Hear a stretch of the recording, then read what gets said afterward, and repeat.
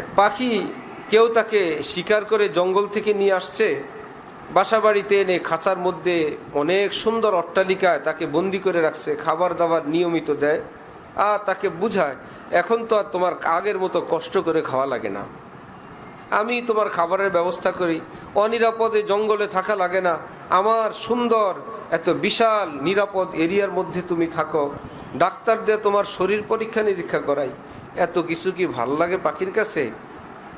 সে কেবল কান্নার কান্না, ইয়া রব মেরা ভিরানা, ইয়া রব মেরা ভিরানা। আল্লাহ, আমি তো মুক্ত ছিলাম, সে মুক্ত জীবন আমি কবে পাবো? রুটিন মাফিক খাবার, ডাক্তারের পরীক্ষা নিরীক্ষা, এ সুন্দর অট্টালিকা আমার ভাল লাগে না, আমি যেই দেশের লোক আমাকে সেখানে আপনি নিয়ে যান আল্লাহ। সেই বেচারায় মন কষ্ট এবং দুঃখ বেদনা নিয়ে দিন কাটায়। হঠাৎ একদিন সকালবেলা বাতাস আসছে, যেই জংলায় সে বাস করত সেই জংলার ফুলের খুশবু মিশ্রিত বাতাস তার নাকে লাগছে। সেই পুরানা স্মৃতি তার স্মরণে আসছে, হায় এইরকম জায়গায় তো আমি থাকতাম, আজকে কোথায় আছি? এত বেশি কষ্ট লাগছে যে খাঁচার ভিতরেই পাখি তার ডানা দিয়ে এমন জোরে উড়া শুরু করছে, একদম খাঁচা সহ উড়ে চলে গেছে।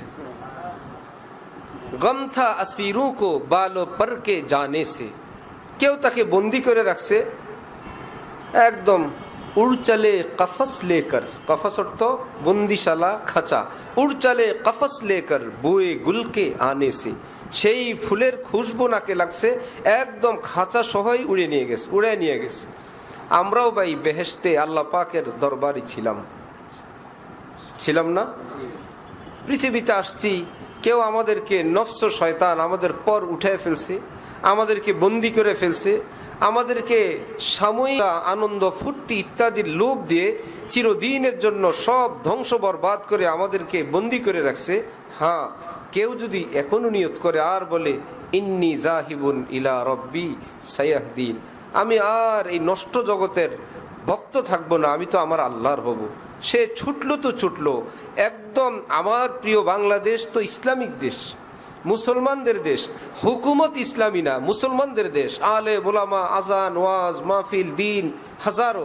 একদম ইউরোপ আমেরিকায় যেখানে নষ্টামির জগৎ, সেই জায়গায় বসেও যদি কেউ নিয়ত করে না আমি এই পৃথিবীর কারো না, জব নেহি হো কিসি কা তো কিউ হো কিসি কা, উনহি কা হুয়া যা রাহা হো, আমি কারো না, আমি কারোর থাকবো না, আমি আমার আল্লাহর ছিলাম, আমি আমার আল্লাহর হয়েই থাকবো।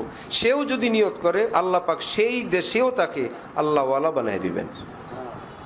এখানে তো আরো সহজ, মাদ্রাসায় তো আরো সহজ, তালেবে ইলম উস্তাদের জন্য তো আরো সহজ, 5 ওয়াক্ত নামাজ যারা পড়ে তাদের জন্য তো আরো সহজ, কাজ আগানো সামান্য একটু বাকি, যার যেখানে বাকি ওই ভুলটুকুন বন্ধ করে দিলেই অন্তরে আল্লাহর সেই মোহাব্বত, নূর, তাজাল্লিয়াত বর্ষণ শুরু হয়ে যাবে। আল্লাহ আমাদেরকে তৌফিক দেন, কবুল করেন। ওয়া আখিরু দাওয়ানা আনিল হামদুলিল্লাহি রাব্বিল আলামিন। বুঝো, কিতাবে যদি এত পাওয়ার, যিনি লিখছেন তার রুহের মধ্যে কি আগুন ছিল না? কোন জায়গায় আগুন একজনে লিখছে, ওই লেখাটাই গরম।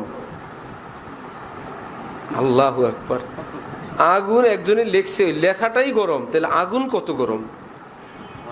লেখা তো কোনোদিন গরম হয় না, কিন্তু এখানে লেখাও গরম। সুবহানাল্লাহ।